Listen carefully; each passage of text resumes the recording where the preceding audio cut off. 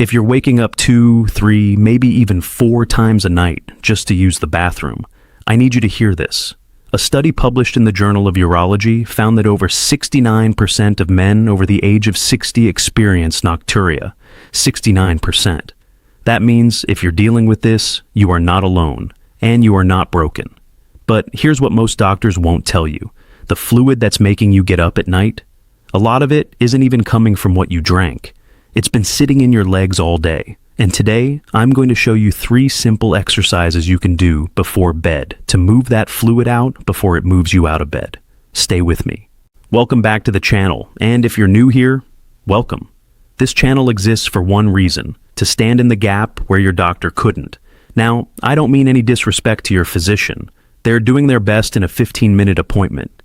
But let's be honest, they don't have time to sit down and walk you through exercises, explain why your legs are like water balloons by 9 p.m., or teach you how your calf muscles are actually a second heart. That's what we do here. So let me ask you something. Have you ever watered a garden with a hose and then forgotten to drain the hose before night? What happens? All that water just sits there. That's exactly what's happening in your legs. Throughout the day, especially if you sit or stand for long periods, gravity pulls fluid down into your lower limbs. Your veins and lymphatic vessels are supposed to push it back up. But as we age, those systems slow down. They lose efficiency. The International Continence Society, one of the most respected bodies in urology worldwide, recognizes this peripheral edema as a primary contributor to nocturnal polyuria, which is the medical term for producing too much urine at night. Now, here's the thing that changed the way I think about this. A 2014 study in the journal Neurourology and Urodynamics found that in men over 65, up to 83% of nighttime urine production was caused by fluid redistribution, not excessive drinking. Let me say that again.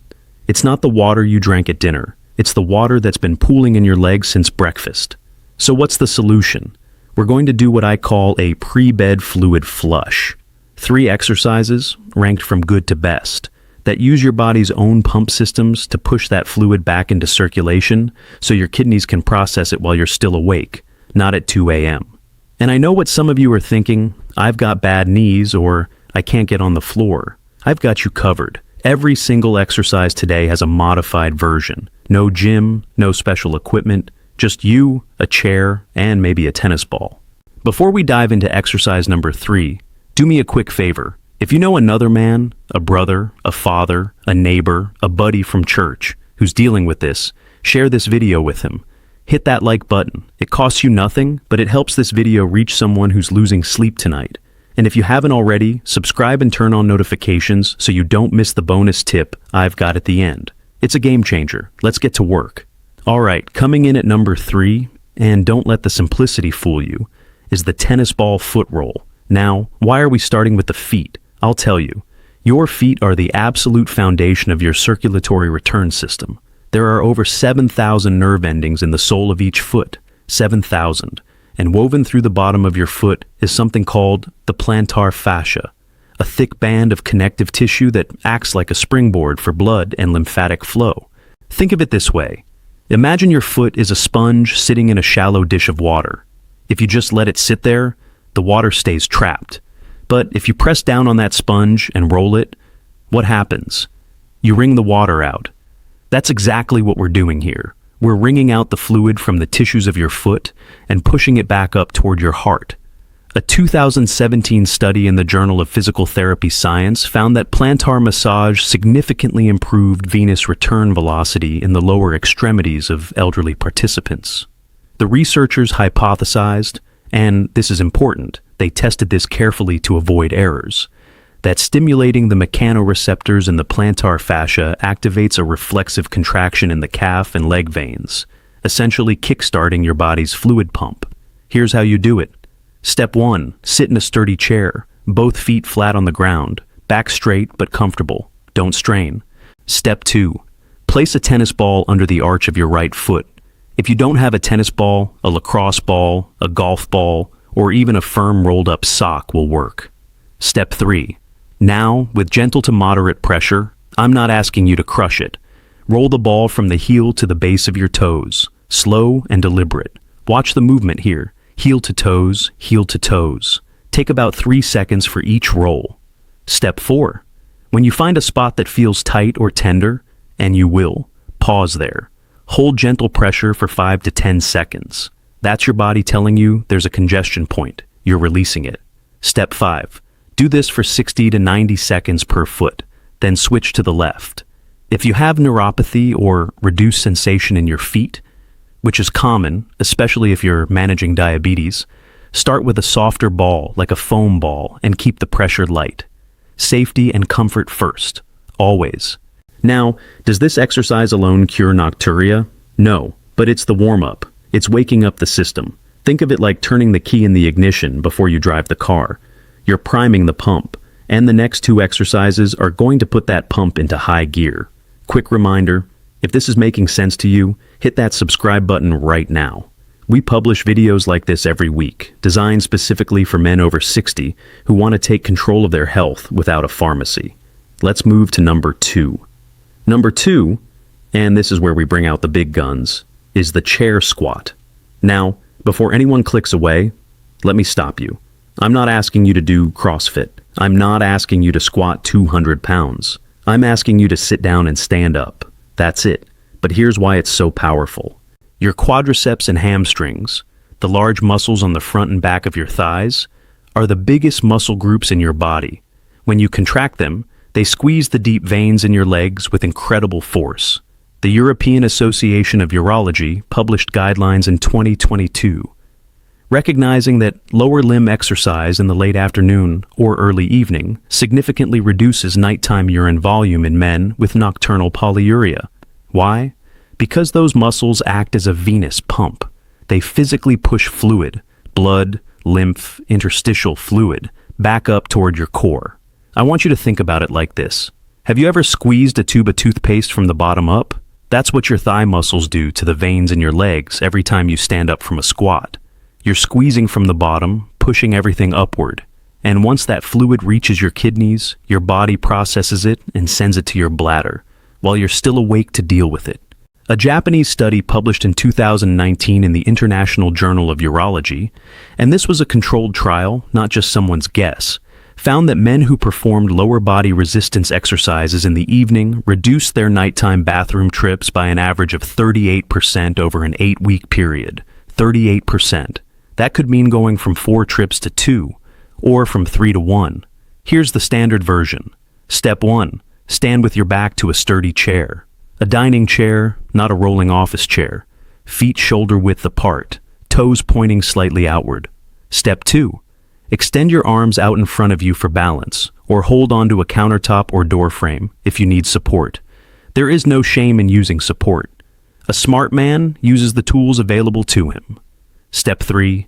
Slowly bend your knees and lower your hips back and down, like you're about to sit in the chair. Take a full 3 seconds to lower yourself. Control is everything here. Step 4. Lightly touch the chair with your backside. Don't plop down, then push through your heels to stand back up. Squeeze your thighs at the top. That squeeze at the top, that's the money move. That's where the pump action happens. Step 5. Do 10 repetitions. Rest for 30 seconds, then do a second set of 10. That's 20 total chair squats. Take a close look at the form here. My knees are tracking over my toes, not caving inward. My chest stays up. My weight is in my heels, not my toes. This protects the knees. Now, the modified version, and let me be clear, the modified version is just as effective for the pump action. If you have knee pain, arthritis, or balance issues, here's what you do. Place a thick pillow or a folded blanket on the chair seat. This raises the seat height, so you don't have to bend as deep. Now, position a second chair in front of you with its back facing you. Hold onto the back of that second chair for support. Lower yourself only halfway down to the pillow, touch, and stand back up. Same 3-second countdown. Same squeeze at the top. Same 10 reps, 2 sets. You are doing the same work. Your muscles are still contracting, the pump is still running. You're just using a smarter approach for your body. Remember, aging is about maintenance, not treatment. We're not trying to fix something that's broken. We're maintaining the machine so it runs better.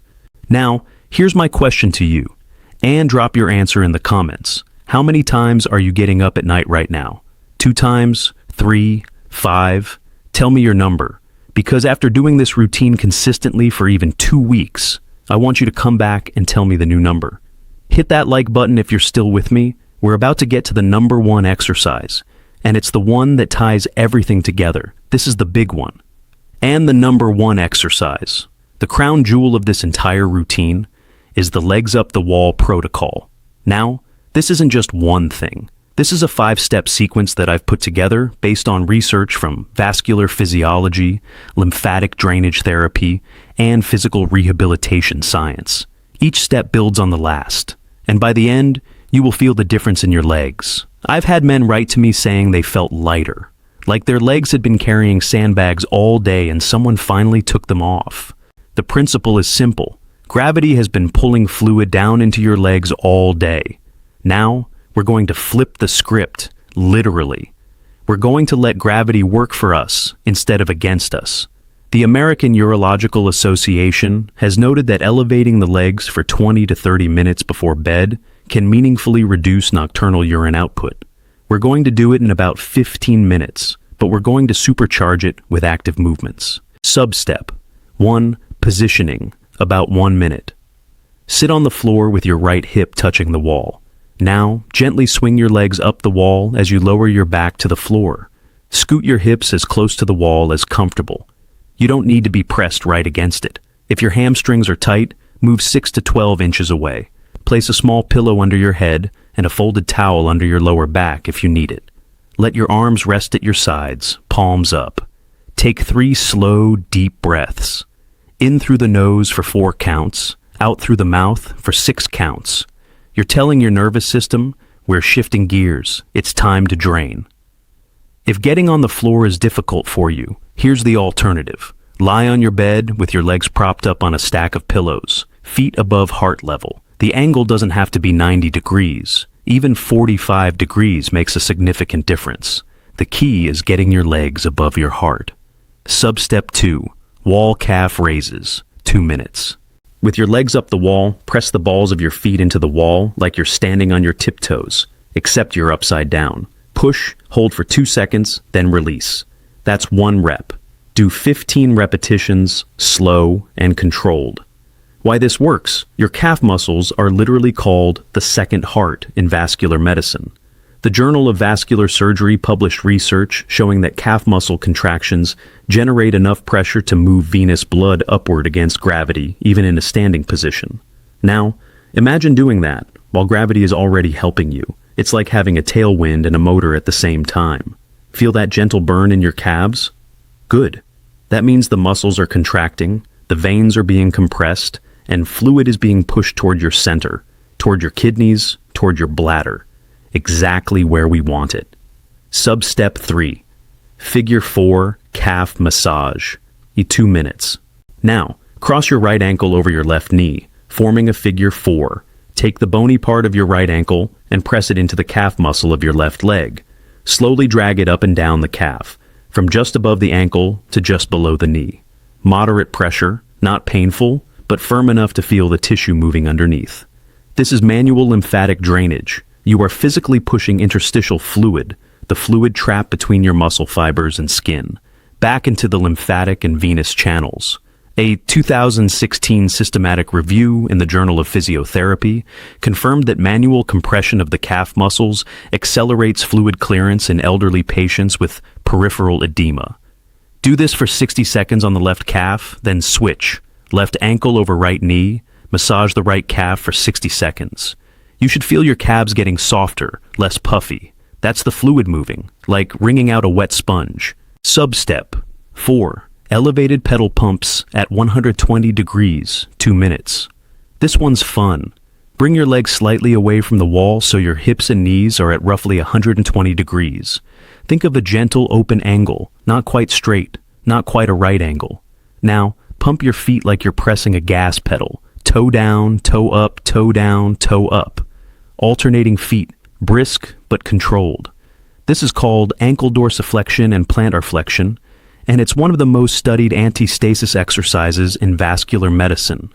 It activates every muscle in your lower leg simultaneously, the gastrocnemius, the soleus, the tibialis, anterior, creating a rhythmic, wave-like pumping action. The veins in your legs have one-way valves, like a series of locks in a canal, and each pump pushes fluid through the next valve upward. Do 30 pumps per foot. That's 60 total. Then rest for 15 seconds and do another 30 per foot. You'll feel a warmth spreading through your legs. That's circulation waking up. That's blood moving. I want you to visualize this. With every pump, imagine you're squeezing water out of a long, thin tube from the bottom up. It's flowing through your veins, past your knees, through your thighs, into your abdomen, filtering through your kidneys, and filling your bladder. That visualization isn't just feel-good nonsense. A study from the Cleveland Clinic found that patients who used guided visualization during physical therapy had up to 22% better vascular compliance. Your brain and your body are connected. Use both. Sub-step 5. The jelly shake. Relaxation and final drain. 3 minutes. A last step. Place your legs back against the wall, fully extended. Now, gently shake your legs. Loose, easy, like your legs are made of jelly. Like they're jello wobbling on a plate. Not aggressive, just a soft, continuous wobble. Do this for 30 seconds. Then stop. Let your legs go completely still. Close your eyes. Breathe slowly. In for 4, out for 6. For the next 2 minutes, just lie there. Let gravity do the final work.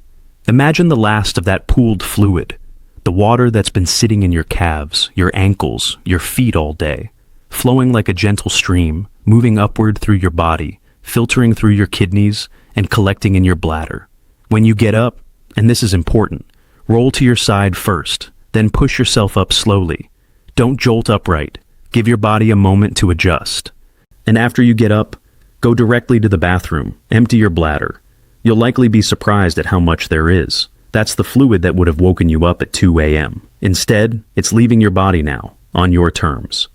If this protocol is clicking for you, and I can tell it is because you're still here, share this video right now. Send it to your group chat, text it to your brother, post it on your Facebook. Someone you know needs this tonight. Now, the bonus tip I promised you, and this one is deceptively simple but backed by serious evidence. It's called the double void technique.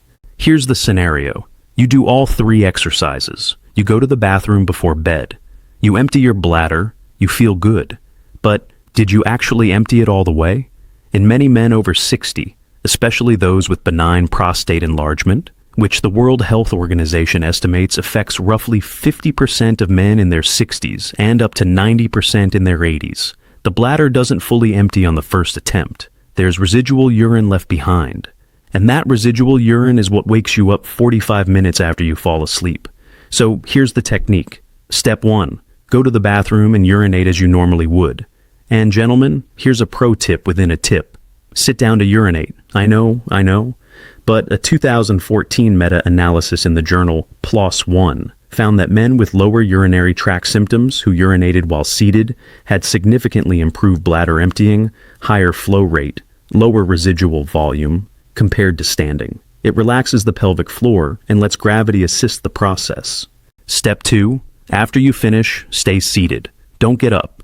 Wait 30 to 60 seconds, relax, breathe, lean forward slightly. Put your elbows on your knees. This changes the angle of the urethra and allows residual urine to collect at the bladder neck. Step 3. Try to urinate again. Don't strain, don't push. Just relax and let it come. You may be surprised. Sometimes there's another 2 to 4 ounces in there. That's 2 to 4 ounces that would have woken you up. The British Journal of General Practice published a 2020 review recommending double voiding as a first-line behavioral intervention for nocturia. First line, meaning before medication, before surgery, before anything else. And they noted that when combined with pre-bed fluid mobilization exercises, exactly what we just did, the results were even better.